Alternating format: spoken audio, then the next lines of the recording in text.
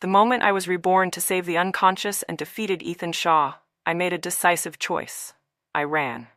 Life and death are up to fate. Wealth and honor rest in the hands of heaven. In this life, bridges return to bridges, roads return to roads, we each go our own way. I ran home and threw myself into my mother's arms as she was cooking, my nose stinging with the rush of emotion. In my previous life, my parents were too proud to embarrass me. After I left for the capital with Ethan, they only came to visit twice. The first time, they wore brand new clothes they had specially bought in town, bringing with them a wild pheasant they hunted, some black wolfberries they picked, dried mushrooms they'd gathered, and some fruits and melons from the countryside. They traveled all that way to attend my wedding with Ethan. The Shaw family only saw them as a disgrace. I'll never forget how my parents stood awkwardly at the door, trying to curry favor. Yet, for my sake, they lowered their heads again and again, saying, "Lena is a good girl. You're a respectable family. We trust you'll treat her well." When they left, my parents held me tightly and cried, "Sweetheart, now that you're married, don't worry about us anymore. Just live your life well." I knew then they were afraid Ethan's family would look down on me for marrying above my station. The second time, my aging father brought my sickly mother to the capital just to see me one last time. I still don't know how he carried my nearly immobile mother all the way just to watch me from afar.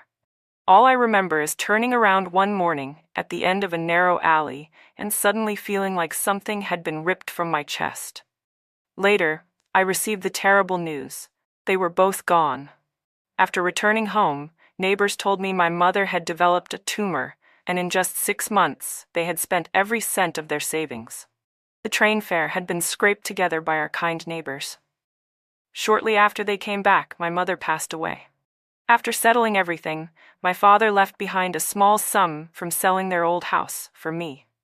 They had me late in life, and I never gave them a moment of peace or joy. I was stuck in the Shaw household, mocked by anyone who pleased. I served Ethan's parents, raised our son, and took care of my husband. The only thing anyone ever praised me for was being hardworking and capable. Yet not one bit of that effort was for someone who truly cared for me. Even in the end, the only hint of regret was when my son said, "It's such a pity Mom died too early. She didn't live to see her granddaughter." Pity? What he really meant was that he lost someone who tirelessly looked after his kid. The Shaw family, each and every one of them, held themselves above others. I spent half my life entangled with them, and they spent that same time despising me, yet relied on me all the while. Clearly, this was my misfortune. Perhaps the heavens heard my bitterness and gave me another chance at life. This time, it's only for my parents. My mom, now mildly annoyed at how clingy I was, told me to go knead the dough. I didn't say a word and got right to it. She teased that I must have been possessed, since I used to whine, act spoiled, and always find ways to avoid chores. When I heard my dad had returned, I dashed out of the kitchen like a shot. But the moment I saw who he was pushing in a cart, my face went pale. The person lying on the hay was none other than Ethan Shaw. Unconscious. I clenched my teeth so hard they nearly cracked. If I had known, I would have pushed him into the river and let him drown. "Sweetheart, come give your dad a hand," my father called out. Chased a rabbit down the mountain and ended up picking up a man instead. Dad had already applied herbal medicine to his wounds to stop the bleeding. Ethan had been running for his life, pursued by someone trying to kill him, and had fled into our area. He'd been stabbed twice, once in the shoulder and once in the back. The original bandages had torn during his escape, making the wounds look worse than they were. Luckily, there was no fatal injury. With fresh bandages, water, and food, he'd recover. But I couldn't let Dad find that out just yet. I pretended to help support Ethan and slipped a badge from his inner pocket. "Oh wow, Dad, look at this. Doesn't it look like something a soldier would wear?" Dad squinted at it, then his eyes lit up. "He is a soldier. I saw guys like him driving military trucks through town. It looks exactly the same. I, Joe Miller, did something amazing today, saved a soldier." He turned excitedly toward the house. "Let's carry him inside. Honey, go kill a chicken. He's seriously hurt. We need to nourish him." I stood there stunned. I had forgotten that Dad was a total patriot. Any soldier, in his eyes, was a hero defending the country. I quickly tried to stop him. Dad, he's clearly not just some regular soldier. What if he's on a secret mission? It's not safe to keep him here.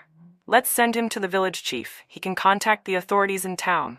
Their place is a lot safer than ours.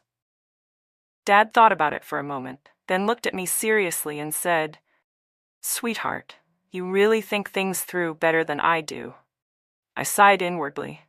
My dad, such a kind and honest man. He even went to the trouble of layering more straw over Ethan Shaw to hide him before taking him to the village chief's house. The chief didn't ask a single question and accepted him right away. When I got back home, I was relieved that I'd finally gotten rid of that hot potato.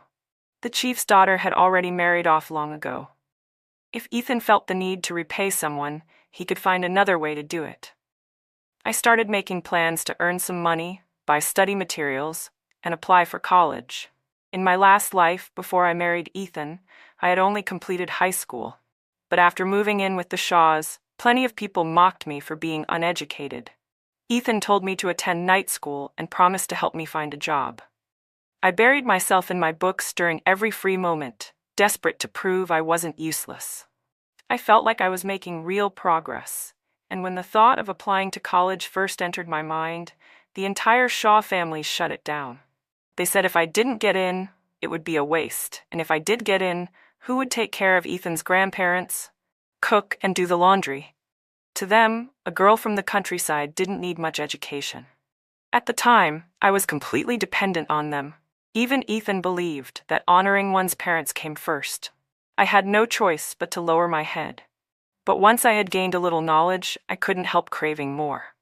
Over the long years that followed, even though people laughed at me for pretending to be smart, the books in the Shaw household were my only source of comfort. With those memories of learning, I knew in this life I could rely on myself. Right now, it wasn't yet mandatory to have a degree to register for college entrance exams. As long as I signed up, I could take the test. It was autumn now, and I had until next summer, an entire year to prepare. Although my parents didn't fully understand why I was suddenly so driven, they supported me completely. After thinking it over, I prepared some dates and walnuts to sell at the town market. We already had the walnuts and dates. I just needed to buy some honey from the beekeepers next door at a neighborly discount.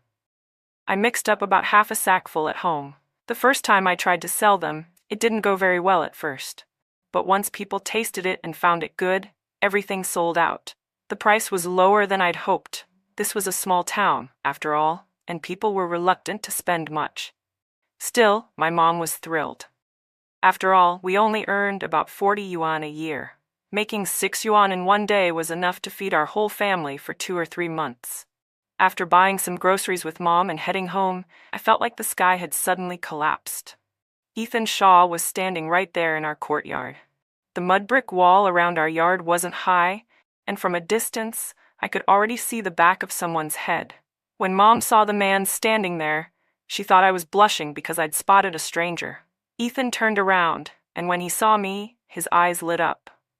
That scumbag, he had always been the type to get ideas just from looking. In my last life, it was because of my striking looks and curvier figure that people gossiped and said I had seduced Ethan. That's how I ended up marrying into the Shaw family, but the truth was, it was him who came after me. I ignored him and walked straight into the house with our groceries. Dad was in the middle of plucking feathers from a pigeon. Seeing me, he beamed and told me he had caught one for Officer Shaw as a tonic. He added that Ethan was already a leader at such a young age and would be leaving tomorrow. I finally breathed a sigh of relief. In my last life, he'd stayed for nearly a month before leaving. This time, it looked like it would be much quicker. The village had loudspeakers everywhere, and word spread fast. Every uncle and aunt who passed by wanted to peek inside after hearing a man had visited our house.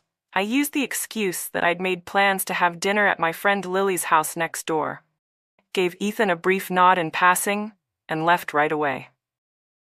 That's when I learned the village chief really didn't have a daughter at home anymore. But once his married daughter from the next village heard the story, she brought her younger sister-in-law home with her. The moment that girl saw Ethan with his polished appearance and confident presence, she threw a fit demanding to marry him. Ethan didn't seem interested. Coincidentally, my dad happened to stop by.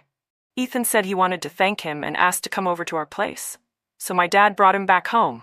Ha, thank him? More like using that as an excuse to have Dad cook for him. How shameless. I stayed out until almost dark before finally returning home, figuring he must have left by then. But as fate would have it, I ran into him on the road. His voice suddenly rang out from the side of the path in the darkness, and I jumped like I'd seen a ghost. I instinctively turned to run and almost tripped over a tree branch. Ethan reacted quickly and caught me just in time. I muttered a quick thanks and tried to leave, but he called out to me asking, "Are you avoiding me?" I was, but of course, I couldn't say that. "You're overthinking it. We don't even know each other," I said. "It's just that in the countryside, gossip spreads fast. I don't want people getting the wrong idea, that's all." Ethan Shaw looked at me like he half believed what I was saying. Then he hesitated and asked how I'd found his badge. So my dad had told him everything, apparently. The snap button on the inside pocket of Ethan's jacket was actually very secure. It was hard to believe the badge just fell out. I brushed it off with, "I accidentally touched it and just pulled it out to look. What if I had saved a spy or something?" He could tell I was losing patience, but he also couldn't argue with my logic. These days, you really couldn't be too careful. There were plenty of shady types around. He said it was dark and offered to walk me home. I turned him down. I was used to walking country roads at night. Ethan left quickly this time. Before he went, though, he came by our house one last time. He told my dad thanks for bringing him here. Then he looked at me and said that if I really wanted to go to college, he could take me to the capital. There were better resources there. And even if I didn't get in, he could help me find a good job. That's when I was sure Ethan only had his eyes on me because he thought I was pretty. Otherwise, why didn't he offer to take the village chief's sister-in-law, who was clearly throwing herself at him? I gave my dad a hard look. Might as well let Ethan decide where we kept the few cents we had, too. I hadn't even committed to applying to college. I'd only mentioned it offhand to Dad. "Don't trouble yourselves," I said. "I don't even know if I'll apply." Maybe Ethan was starting to get annoyed with how many times I'd rejected him. He didn't say anything else.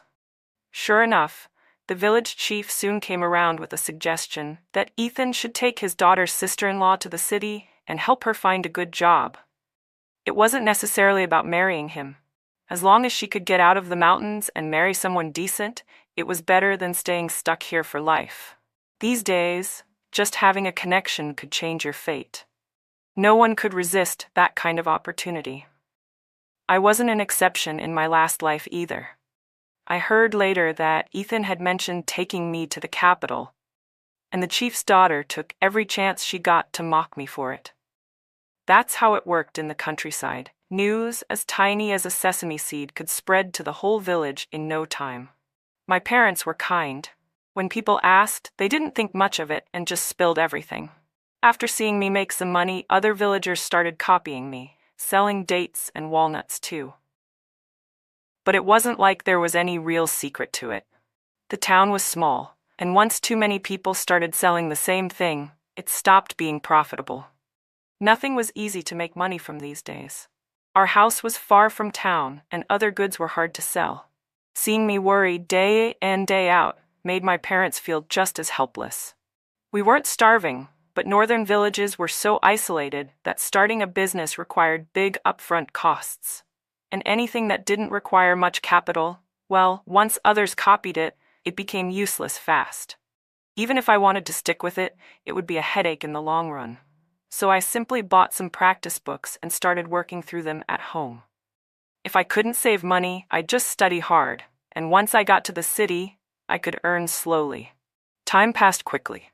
As New Year approached, my aunt came back to visit with my cousin and uncle-in-law. Our family was simple.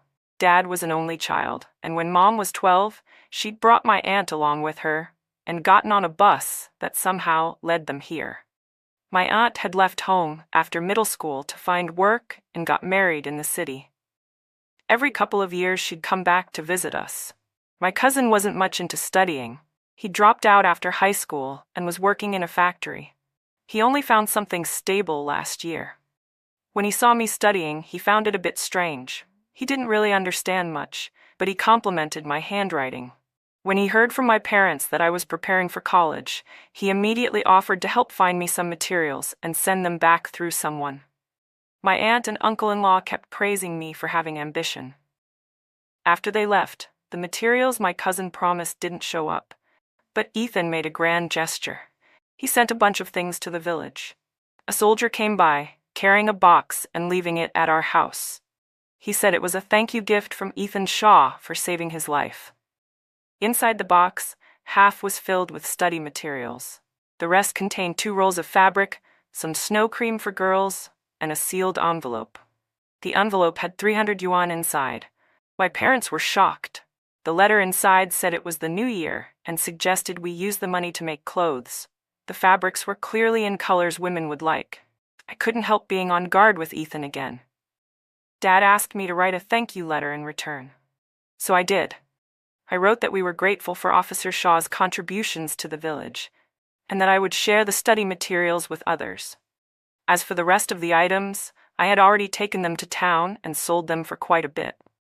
That money alone would be enough to keep our whole family stable for years. I was truly grateful.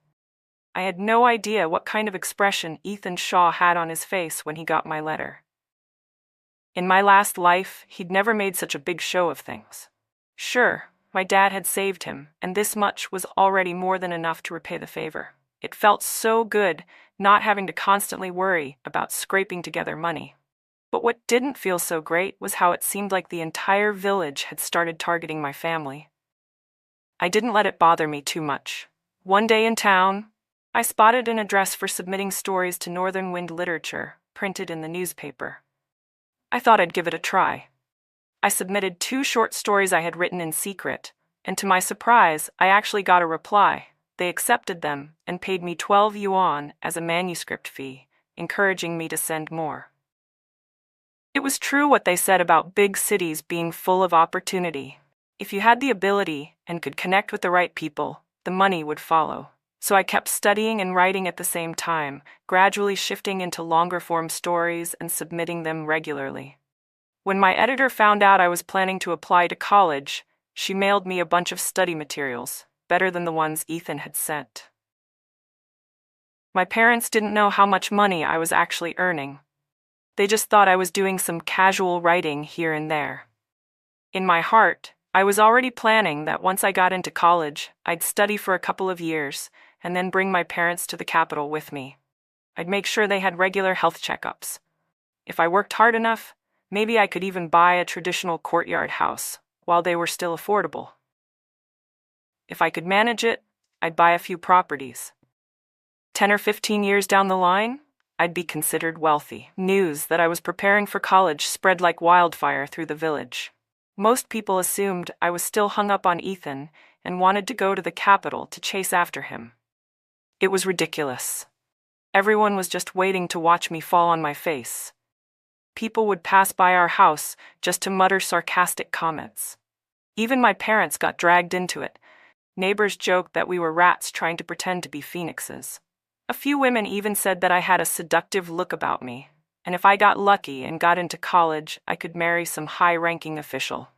Even if I didn't get in, they said, just having an education would help me land a good husband in town or the county seat.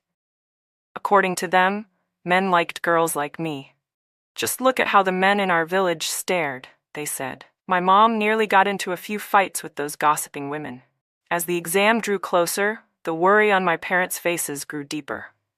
On one hand, they feared all my hard work might come to nothing. On the other hand, they were already dreading the thought of me leaving home if I did get accepted. My parents were gentle, peace-loving people. Even if others were nasty to them, unless it crossed the line, they'd endure it in silence. Ethan Shaw was the only exception to that. After I returned from taking the exam in the county, more and more people started showing up at our doorstep every day. Some came to pry.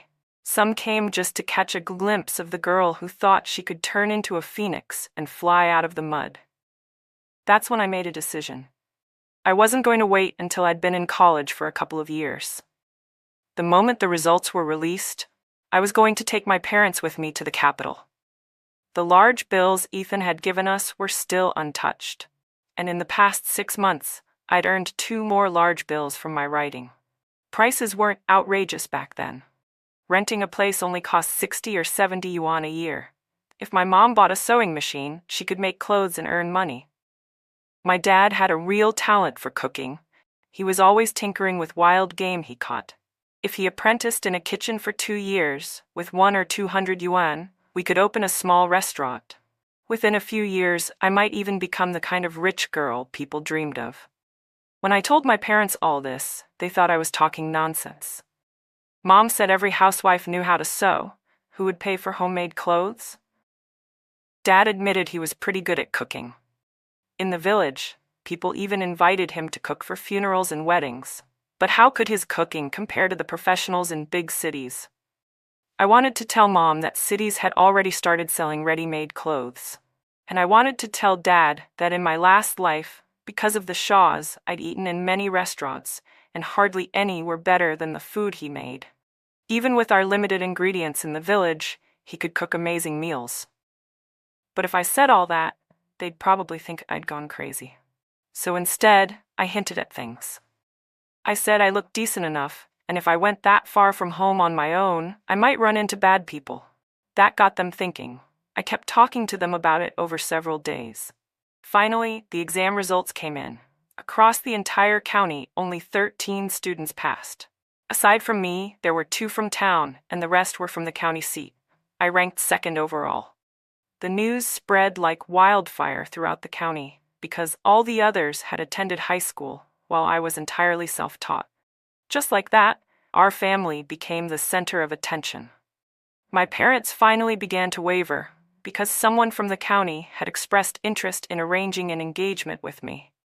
They even suggested that if it was possible, the engagement should happen before I left for college. And that was just one of the proposals. There were even more outrageous ones, offering extra dowry in exchange for a promise that I'd give them a big, healthy son. In just 2 short weeks, I'd lost track of how many marriage proposals we had to reject. With that came a shift in my reputation. Rumors resurfaced, whispers that I had already slept with that military officer. This time, the gossip spread even wider, especially among the people who had seen me before. They insisted that my figure alone was proof enough I wasn't a virgin. My parents were furious, ready to break someone's jaw with a hammer. But I knew it was useless. In this time and place where word of mouth was the only source of news, if someone started saying I was a seductress, it was only a matter of time before others believed it too. Even the village chief came to our house to ask my dad whether Ethan Shaw had rejected his daughter's sister-in-law because of me. The chief was one of the few people my dad really respected. Back when my dad was an orphan, it was the chief's grandfather who gave him his first meal. But when the chief looked at me with suspicion, his tone implying I wasn't the kind of girl who knew her place, my dad had had enough. Those words didn't hurt me, but they were tearing at my parents. In our past life, my parents had also been the subject of endless gossip and slander. Back then, when Ethan left, he gave them 500 yuan. When we got married, the dowry from the Shaw family was 1,000 yuan. Even though later they pressured me to be frugal and secretly send money home, my parents still lived decently. But people borrowed from them constantly, sometimes even climbing the wall to steal money. My parents had no choice but to swallow their losses. The village turned a blind eye to all of it. They were united in their silence. In just 1 month, what should have been a joyful time had left my parents deeply disappointed in everyone around them. I added fuel to the fire, and finally, they agreed to go to the capital with me. I got what I wanted, but I couldn't celebrate just yet. Once they settled in a bit, they'd see how good life in the city could be. In a place like that, you could report slander to the police. Neighbors didn't meddle in your private business. So to find a place to live, I left with my parents more than half a month early. On the journey, they were clearly nervous, just like before. But I was in high spirits. This time, we were setting out for a better life together. My parents were surprised to see how poised and outgoing I'd become the moment we stepped outside the village. I patted my chest and told them, this is just the beginning of our good life. We rented a traditional courtyard home not far from Tsinghua University. It had one large room split into a bedroom for my parents, a living room, and a side room with a small kitchen that became my bedroom. The rent was 67 yuan for the year. My parents were reluctant to spend that kind of money until I pulled out a big bill. They were stunned. I told them it came from the manuscript fees I'd earned myself. They didn't fully understand what that meant, only that I'd been writing non-stop at home. I explained that my publisher was located right here in the capital, and I'd be earning even more money going forward. After we got settled in, my first priority, before classes even started, was to help my parents find stable work. Dad's job would be easier to secure. I remembered a place from my past life called Shengjiangshan Restaurant, which had just opened up. It was known for upscale, reservation-only dining, with a limited number of customers per day. That meant Dad wouldn't be overworked. At first, the manager didn't even want to talk to us and was ready to kick us out. So I pulled out 50 yuan and made a bet. If my dad's cooking wasn't good, they could keep the money. But if it was good, they had to consider hiring him as head chef. Dad blushed bright red and stammered, saying I was joking too much. He'd been a farmer his whole life, just someone who lived off the land. He only cooked for large village events and tended his crops the rest of the time. That restaurant looked so expensive, he never even dared lift his head when passing by. And now, suddenly, he was the center of attention. I held my dad's hand and asked, the 2 dishes I ordered, didn't they taste good? He hesitated, then gave a reluctant nod. They were pretty good. He said it, but I knew he didn't really believe it. Even the cold appetizer couldn't compare to his cooking. He saw the look of certainty in my eyes. Dad finally mustered up the courage to step into the kitchen. Watching him move confidently with the knife and carry out each task with smooth precision, the manager turned to me and asked if my dad had worked as a chef before and what his signature dishes were. I said he was sort of a chef. As for specialties, anything from wild pheasant, boar, goose, pigeon, rabbit, to fish, he could cook them all deliciously. He even knew how to brew his own wine. Rice wine, clear grain liquor, plum wine, they all smelled incredible. He also made a mean vinegar. Sure, plenty of folks in the village knew how to do these things, but none of them did it as well as my dad. Not even close. The manager blinked in surprise at everything I said, clearly thinking I was exaggerating. And to be fair, when he saw Dad fumbling with the gas stove, he didn't even know how to turn it on. It didn't exactly help my case. Luckily, someone showed him how, and once he got the hang of it, he picked things up quickly. After tasting his cooking, they hired him on the spot as head chef, 45 yuan a month plus commission. And if he created new menu items, the pay would be negotiated separately. On the way home, Dad was still dazed. He never imagined he could make so much money just by cooking. Back in the village, he never realized it was even a skill worth mentioning. But the truth was, he had always been more passionate than most. He went hunting every few days just so he could experiment with new dishes. And he really did have a natural gift for it. With Dad's job settled, it was time to figure out something for Mom. She wanted to do what the other local women were doing, set up a street stall and sell food. But both Dad and I thought that wasn't a great idea. Dad said he was making enough money now and that Mom didn't need to work. But Mom wasn't the type to sit idle. Back in the countryside, she was always strong and capable. Aside from not being quite as good at cooking as Dad, she could do just about anything else with ease. I took her out around the city for 3 days, checking out different clothing shops and tailor businesses. Eventually, we bought some fabric and thread and brought them home. Then Dad and I secretly went out and bought a sewing machine. It cost 120 yuan. Mom was heartbroken when she found out the price. Dad had hesitated at first too, until I told him that a single qipao in a boutique could sell for 60 or 70 yuan. His eyes went wide. He knew how skilled Mom was with her hands. She could replicate any design just by looking at it in a magazine. In the village, even a 5 yuan piece of clothing was considered expensive. With a sewing machine, things would be much easier for her. I asked Mom to make a qipao and then had her sew a Western-style dress based on a design I picked out.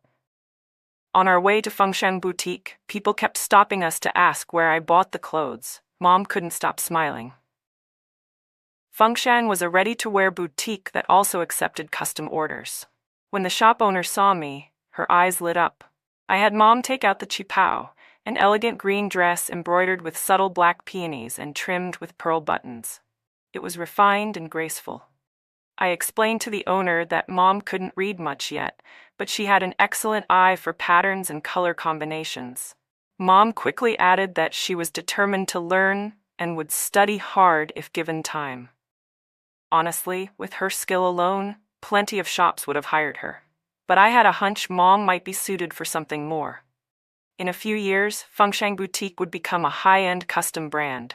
Staying there would allow her to learn even more. The owner offered her a 1-month trial with a salary of 10 yuan. If she was kept on, she'd earn 30 yuan per month and get a 15 yuan commission for each dress sold.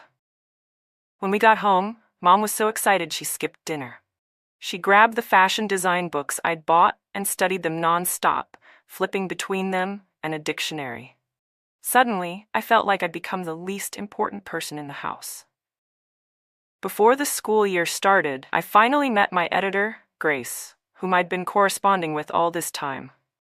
When she learned that I was from a rural village and had been accepted into Tsinghua University, she was stunned.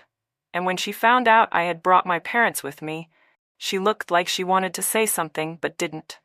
The next day, she came by our house to discuss publishing a short story collection. When she saw the dress my mom was working on, she couldn't stop praising it. She hesitated, then asked if Mom could make one for her too, and said she'd pay, even offered to put down a 60 yuan deposit up front. Mom was so startled that she quickly said she couldn't take money from a friend of mine. After a long back and forth, she finally relented, barely, and agreed to make it, but only if Grace didn't insist on paying. I had to step in and tell Grace to just let it go, or Mom might not welcome her back. That finally got Grace to put the money away. I reassured her. "Don't worry. My mom's sewing at Fengshan now. You'll have your dress soon." "If she likes it, maybe she could help spread the word about my mom's work," I said. That's when Grace's eyes finally lit up. She ended up staying at our house until after 9 p.m. Since around 7, Dad had someone bring dinner home for me and Mom. Seeing that, I invited her to stay and try some of Dad's cooking. Even though the food wasn't piping hot, Grace ate like she hadn't had a proper meal in years. Thankfully, I'd asked Mom to make some extra dumplings ahead of time, otherwise, we would have had to fight her for the food. I also brought out some plum wine Dad had brewed. It was light and wouldn't make you drunk. After a few glasses and a full stomach, Grace started rambling happily, swearing she'd never eaten anything so good in her life. Mom laughed non-stop, completely charmed. Grace was a college graduate herself, came from a good family, had a steady job, and was quite attractive too. And when Mom learned that Grace was the editor who had accepted my manuscripts and helped me earn money, she absolutely adored her. We didn't have a phone at home, so Grace called her older brother to come pick her up. When I saw her brother, I froze. I remembered him clearly from my previous life. It had been at someone's wedding that the Shaw family attended. Most of the guests were military, but her brother had been the only businessman there. I'd seen him more than once. In the compound, people always looked down on businessmen, yet that day, everyone of his generation raised their glasses to toast him. He barely sipped his drinks, and no one seemed to mind. Even Ethan Shaw greeted him with respect. They clinked glasses and each drank half. I'd been sitting at the women's table directly across from him and overheard a lot.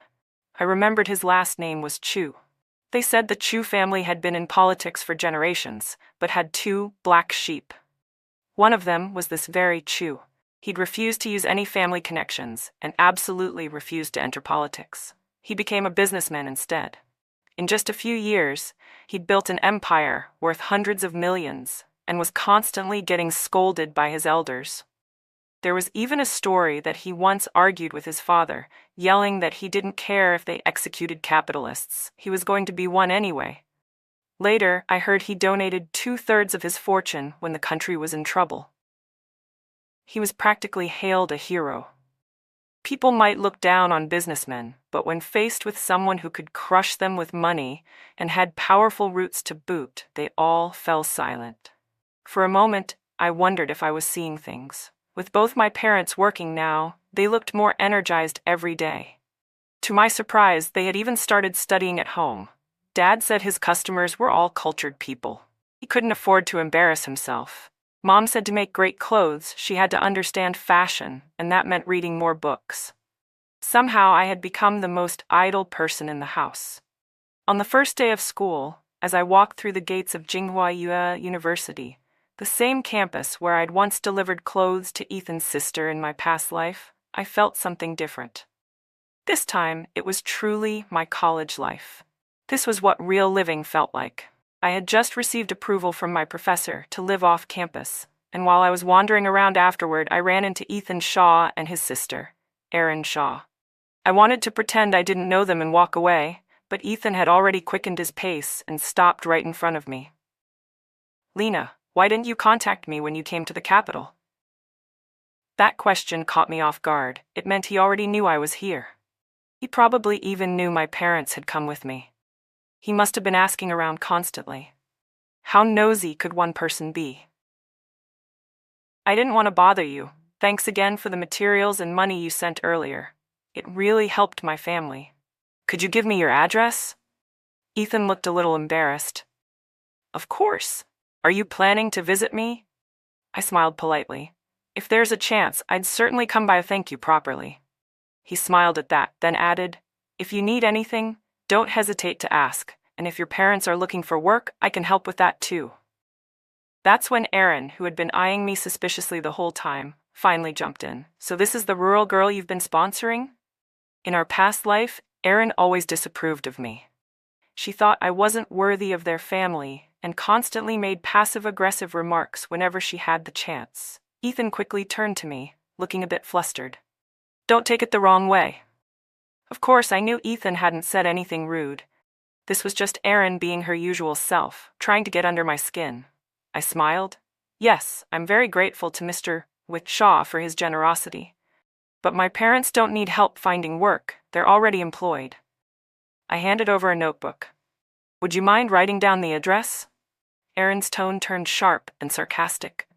"You're already asking for an address? Sounds like trouble's coming." Ethan handed me the pen and, face darkening, told Erin firmly, "That's enough. Keep your mouth shut." Ethan turned away and muttered that his sister was still young, spoiled, and used to getting her way. I shook my head and said it was fine, then excused myself, saying I had something to take care of. As I walked off, I could still hear them behind me. Erin was fussing, saying she'd go home and tell their parents that Ethan was losing his mind over some girl from the countryside. She even claimed I dressed like a seductress and clearly knew how to tempt men. Ethan kept trying to shut her up. There was so much going on, I had forgotten. Erin had just started college this year too. I needed to hurry and pay back the money Ethan had given me. If I didn't, who knew what kind of trouble Erin would stir up next? Campus life was wonderful. The coursework felt manageable to me.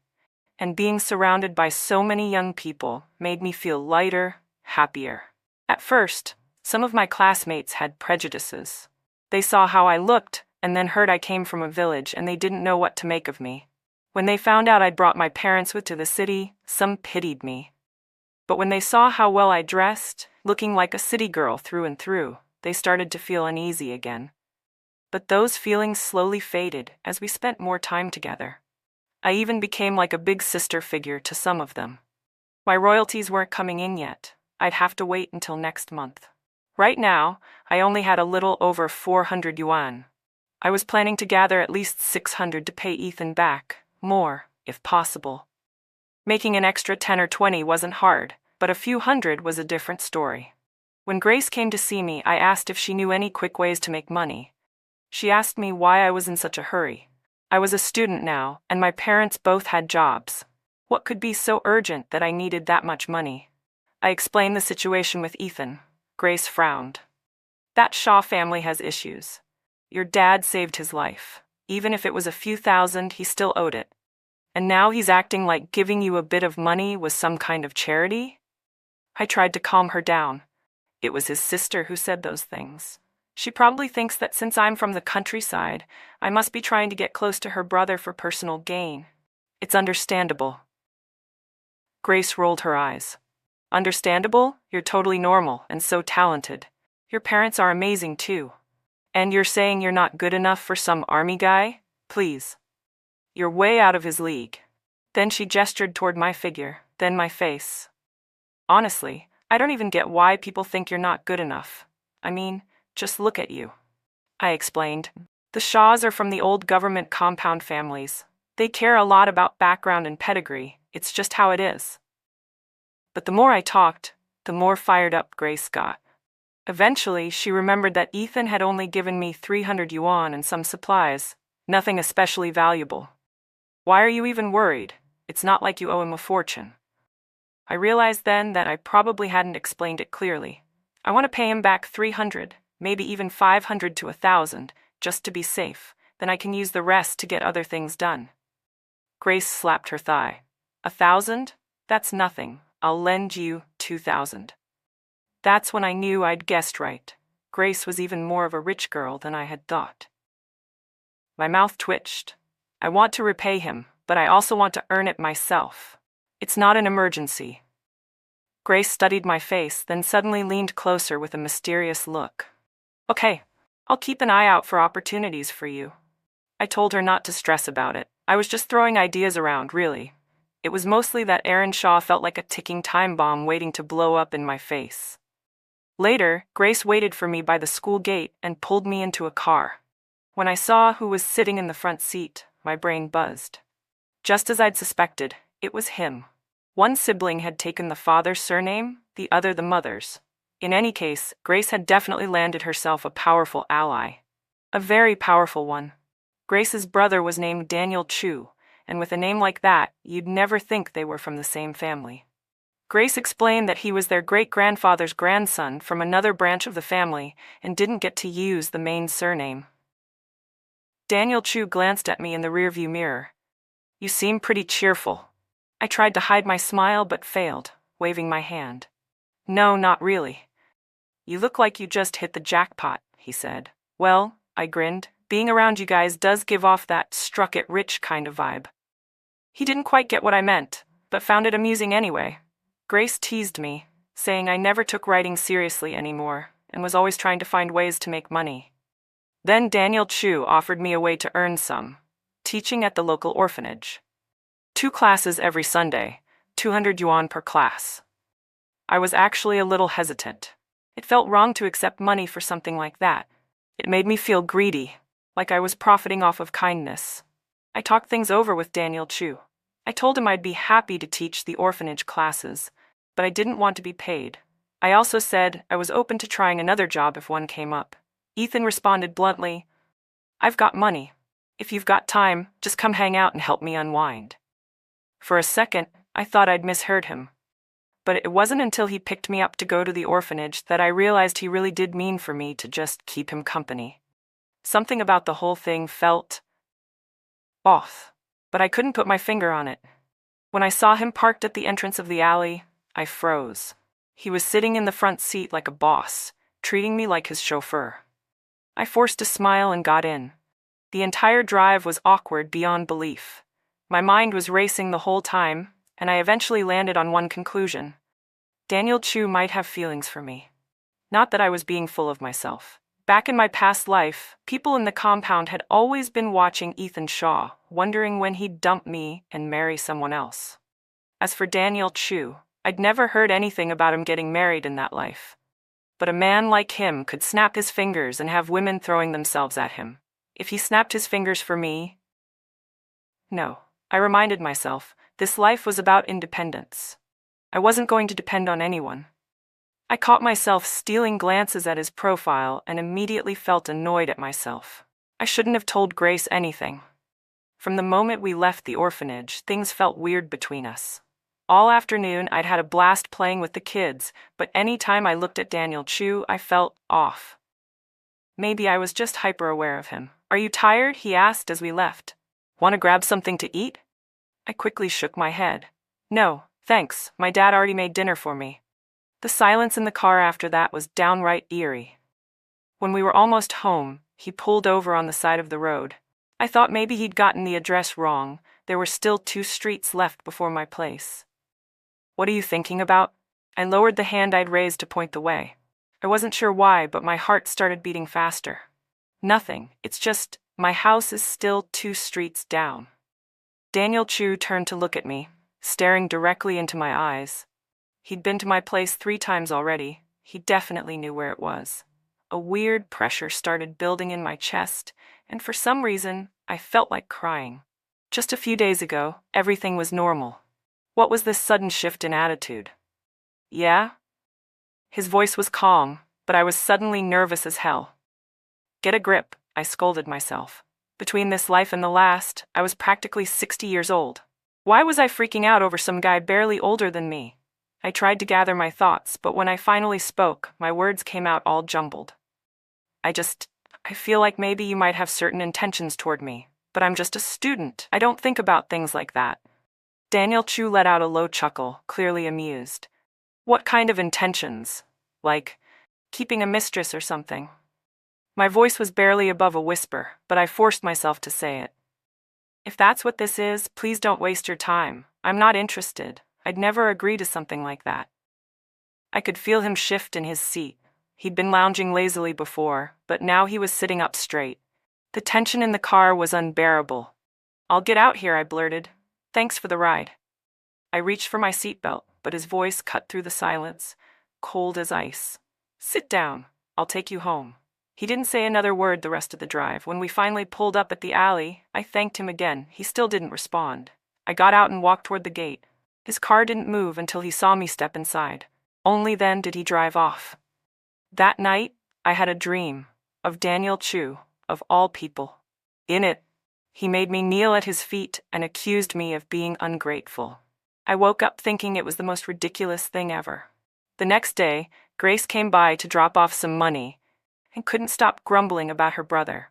She said he'd come home the night before in a foul mood and didn't talk to anyone. At lunch, he sat there stone-faced, and when their dad asked him a question, he snapped back with a one-word answer. His dad got so mad, he took a whip to him. I was horrified. "He hit him?" Grace just sighed. "Yeah, my dad's intense, but honestly, my brother kind of asks for it sometimes. He's been like that his whole life. Never bows to anyone. Always picks fights." She explained that their dad already had a problem with the 2 of them, one becoming a businessman and the other going into publishing. Luckily, she was a girl, so it wasn't as bad for her. But Daniel Chu? He was a constant source of irritation. "When he's in a good mood, he and Dad can talk like normal," she said. "But when he's not, he ignores everyone." When both of them were in a bad mood, it was guaranteed Daniel Chu would get punished. The worst part was that even after being whipped, he still had the audacity to say, "If you've got the guts, kill me." Grace told me their mom cried from sheer frustration. That was finally when things calmed down. I felt uneasy hearing all of it. The beating sounded way too harsh. "Wait. Did you just say the magazine is yours?" I asked. Grace blinked. "Didn't I mention that?" "No," I said, taking a sharp breath. That explained everything, why she was so free, so confident. She was beautiful, educated, ambitious, and independent. I could never compare, not even in this life, but having a friend like her truly felt like a stroke of luck. Still, taking that 400 yuan paycheck now felt a bit awkward. But Grace just waved it off, saying she was only delivering it, and if I had any issues, I could talk to her brother. I thought about it for a moment and let it go. It was too awkward anyway. Maybe Daniel Chu had been in a bad mood because of me, even if just a little. I had hit a nerve by calling him out. He hadn't said anything. But still, I could imagine the embarrassment. I figured it'd be best not to see him again. I'd find another way to make money. I put the money in an envelope and quietly handed it to Ethan Shaw at school. Once again, I thanked him from the bottom of my heart. I didn't want to owe him anything, not even a favor, just in case. Life finally settled into a rare moment of peace. Aside from my studies, I threw myself into writing my new novel. There were little ripples here and there in my daily life. One day, on the way to class with my classmates, I ran into Erin Shaw. She was walking arm in arm with another girl, loudly making comments about shameless village girls who tried to seduce men and become phoenixes by clinging to some branch they didn't belong to. It was so pointed that even my classmates picked up on it. As I passed by, I looked at the flowers along the path and said, "Moron," just loud enough. Erin stormed up and grabbed my sleeve, but I didn't bother being polite. I shook her off and walked away, leaving her shouting insults at my back like a madwoman. I really didn't want anything to do with that family, but the gossip was inevitable. Soon, rumors spread around campus that I had gotten into college by sleeping my way in. Some students even came to our class just to see what I looked like. Afterward, they were even more convinced. "She looks just like a seductress," they said. "And she's from the countryside. There's no way she scored high enough to get in." Some guys started slipping obscene love notes into my desk. Word spread that I already had 2 or 3 boyfriends. All I wanted was to slap them in the face with my achievements. Final exams were approaching. I figured I'd wait for the results. Real grades would be the best way to shut down those rumors. Meanwhile, Mom was apparently swamped working on an urgent order for a wealthy client and had been coming home late every night. Dad told me to just eat at the restaurant in the evenings. Ever since I'd helped name a few dishes and come up with slogans while taste testing new menu items, the manager at Shengjiangshan lit up every time he saw me. And when he heard other restaurants were trying to poach my dad, he started treating us even better. Now, when I dropped by, the staff treated me like family. Sometimes, if they were short-staffed, the head waitress would ask me to help out. I didn't mind. It felt natural by now. But my cursed connection with the Shaw family wasn't done haunting me. One night, while heading there for dinner, I ran into all of them: Ethan, Erin, their parents, and Yvonne Yao. In my past life, the Shaws had once tried to match Ethan with Yvonne. She liked to make my married life a nightmare. Ethan always told me to tolerate her, swore he'd never divorce me. Looking back, I should have just divorced him. Erin spotted me right away and must have told their parents something, probably assuming I was a waitress. Mrs. Shaw looked at me like I was beneath her, lifting her chin with that haughty air of superiority. I glanced at them, baffled. What's wrong with these people? The main dining area of Shengjiangshan wasn't large. The space was divided by bamboo partitions. Ethan and Yvonne were seated across from the rest, while Mr. and Mrs. Shaw and Erin were positioned so they could see the center of the dining room. When Erin pointed at me and called over a server, I rolled my eyes and headed straight into the kitchen. I didn't expect her to throw a fit right there. I heard the noise and stepped out just as Erin slammed her chopsticks down and started scolding a waitress. "If she's not a waitress, what is she? I insist she serves us today." I walked over and gently pulled the blushing waitress aside. When Ethan saw me, even he looked awkward and muttered an apology. Mrs. Shaw gave him a cold look, then glared at the waitress and snapped. "Didn't Manager Zhang say this place was high-end? When you run into rude customers like this, throw them out immediately." At first, Erin looked smug when she saw me, clearly thinking she'd scored a victory. But as soon as she heard what I said, her face tensed right up. Mr. Shaw, so used to his lofty status, clearly felt embarrassed. The look he gave me was full of threat. He immediately demanded to see the restaurant manager, while Erin started shouting that I should be kicked out. When a staff member clarified that I wasn't an employee but was here to see my dad, she shouted louder, insisting that my dad should be kicked out too. "Wow, the great Colonel Shaw really knows how to throw his weight around," I said. "Dragging your whole family around to bully civilians?" As Erin and Mrs. Shaw's insults grew nastier and nastier, I decided I'd had enough. If they wanted a scene, I'd give them one. Hit the root first, cut the head off the snake. The surrounding diners, who had been whispering and gossiping, all went silent the moment I said, "There's a military officer here." Suddenly, all eyes were on us. Mr. Shaw froze for a second, then looked at me with something new in his eyes. "Young lady, you'd do well to watch your words," he said coolly. "Throwing around accusations like that, do you really think you can handle the consequences?" I gave a cold laugh. "Colonel Shaw, is that a threat? Because I have a clear conscience, and I'm not afraid of ghosts knocking at my door." Erin looked like she wanted to rip me apart, especially when I said I would call the police. "You hick," she spat. Do you really think you can stir up trouble in the capital? Just because my brother gave you a little help? You think he's going to marry you? You stink of poverty. Someone like you doesn't deserve anything. And this family? It's not even my brother's call. Shut up. For the first time, Ethan Shaw finally spoke, his voice sharp. That's enough. I'm sorry, Lena. My sister's spoiled. Please don't take it to heart. I had heard that line too many times in my past life. I had endured more humiliation than I could count. My gaze toward Ethan turned ice cold. If your sister can't understand basic human decency, then let me spell it out while the whole Shaw family's here. I turned toward the crowd. Erin has been spreading rumors about me at school, telling people I only got into college because of Ethan, that I seduced classmates and seduced her brother. That slander has damaged my reputation. Once exams are over, I will file a report with the police. Let them decide what the punishment is for malicious defamation. My college entrance scores were earned fair and square.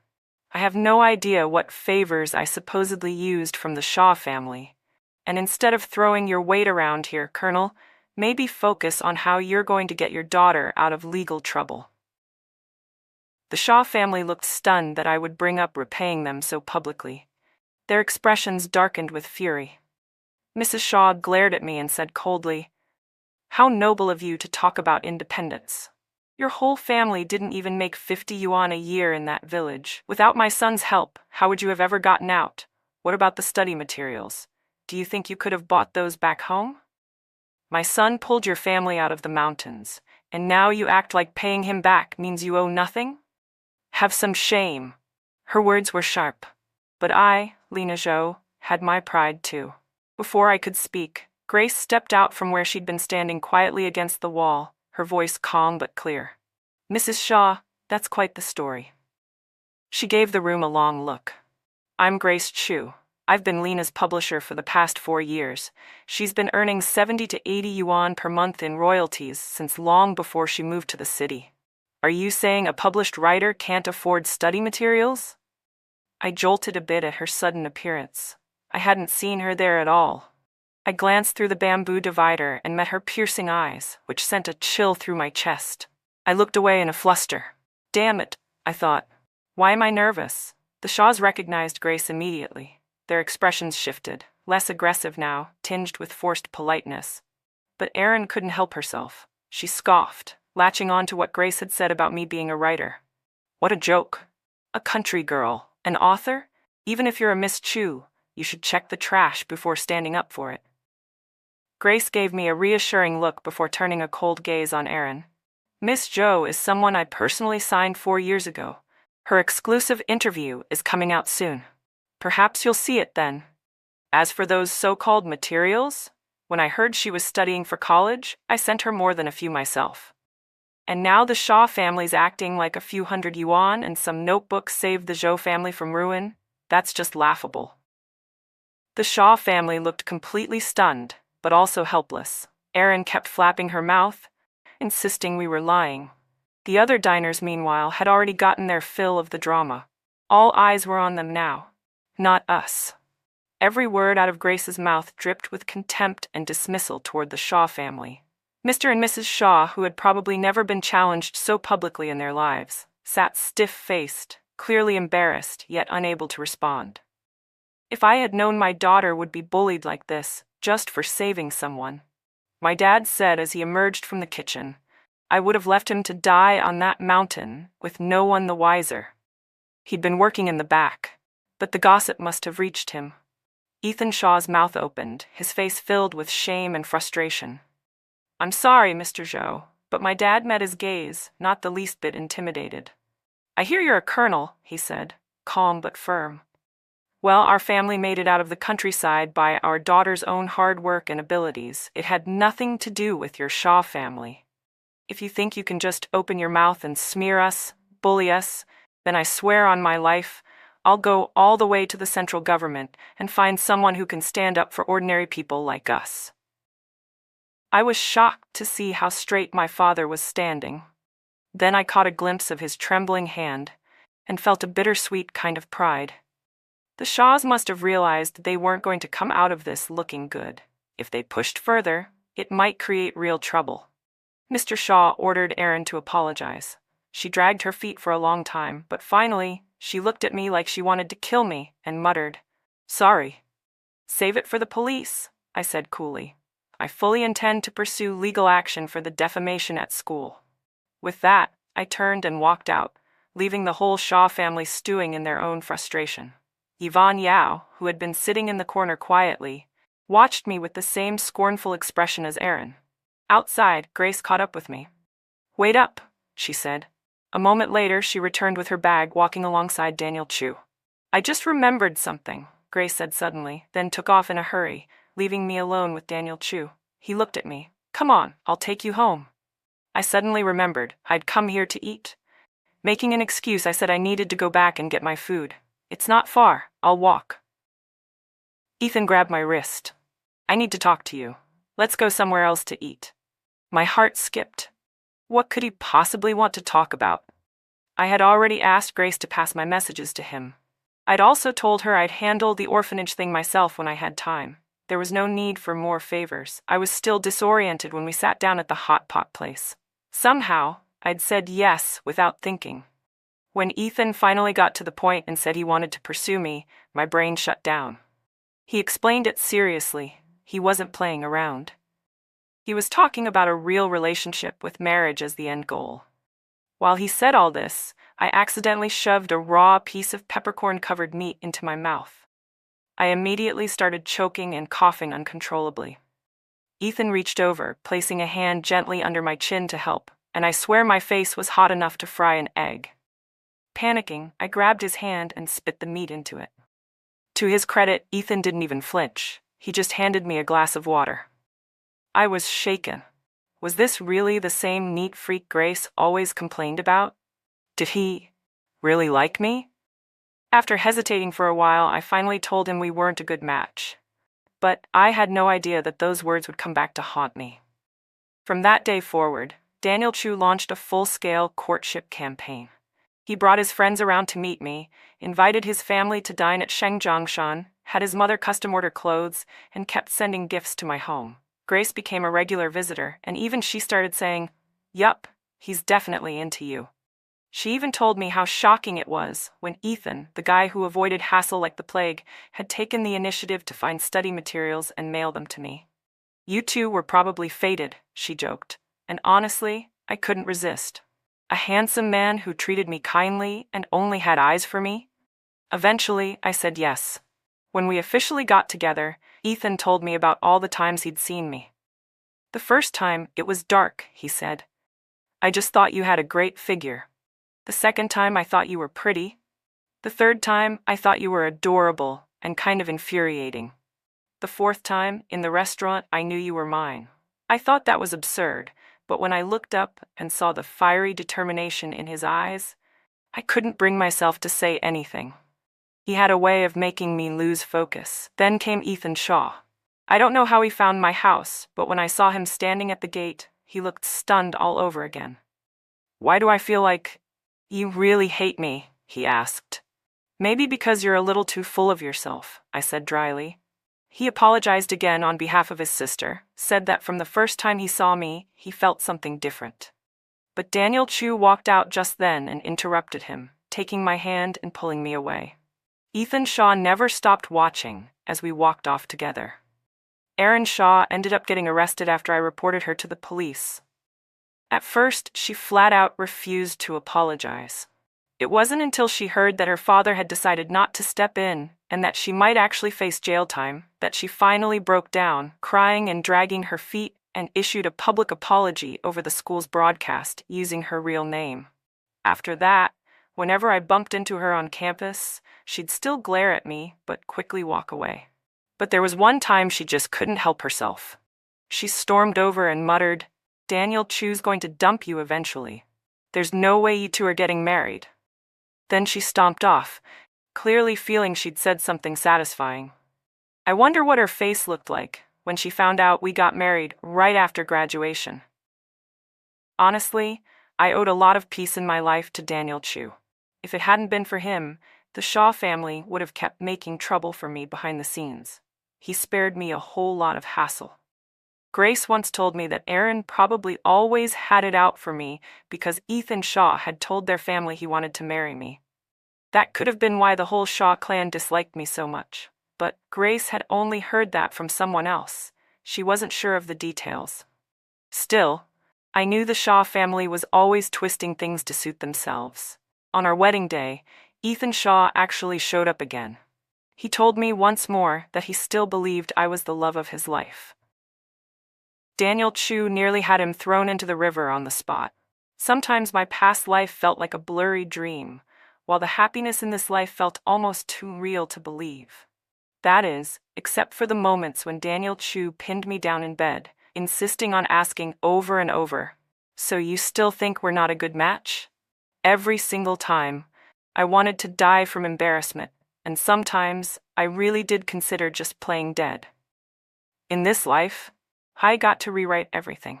I held my parents' hands as we walked through streets we never imagined we'd live on, watching them smile in ways I'd never seen in our old village. My mother's dresses were now worn by women with wealth and taste, her name stitched quietly into each tag. My father's food was the talk of the city, and people lined up weeks in advance just to taste what he made with his own hands. And me? I published my first novel before graduation. I stood in bookstores and saw my name on the cover, watched strangers flip through my stories like they mattered, because they did. I married a man who didn't just love me, but respected me. Daniel Chu never asked me to change, never expected me to be smaller than who I was. He stood beside me when people doubted me, defended me when they insulted me, and believed in me long before I ever knew how to believe in myself. Sometimes I still dreamed of the old life, the one where I was invisible, where my voice didn't matter, where love was conditional and always came with silence. But I always woke up next to Ethan, sunlight slipping across our sheets, and reminded myself, I chose differently this time. I chose to speak up. I chose to walk away. I chose myself. And because of that, I chose a future that belonged fully to me. No more borrowed names, no more borrowed strength. This time, I lived loudly. I loved freely, and I never ever looked back.